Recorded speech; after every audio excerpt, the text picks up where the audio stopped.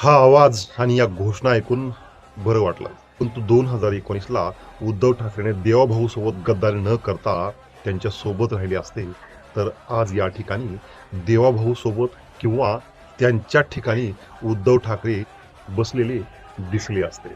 ही गोष्ट सोडा, मुंबईचा महापौर हा मराठीच झालेला आहे. मुंबईच्या नवीन महापौर यांचं नाव आहे रितू तावडे. या रितू तावडे महानगरपालिकेच्या 2 टर्मच्या नगराध्यक्ष आहेत.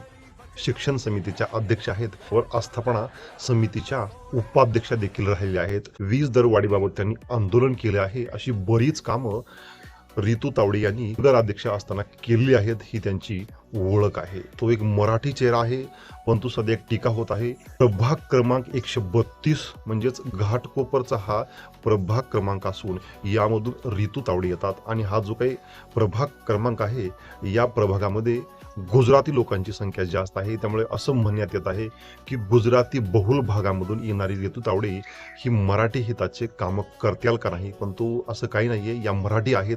येणाऱ्या काळामध्ये नक्कीच दिसून येईल. विरोधकाचं कामच असतं बोलणं.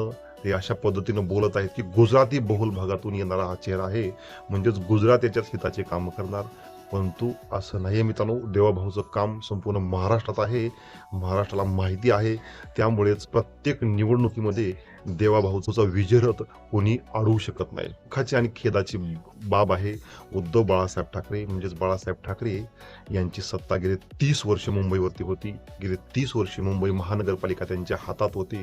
परंतु 2019ला त्यांनी जो देवाभाऊ सोबत आघात केला, त्या आघातामुळे हे चित्र बदलले आहे. आज नक्कीच उद्धव ठाकरे देखील देवाभाऊच्या ठिकाणी किंवा देवाभाऊच्या सोबत बसलेले दिसले असते.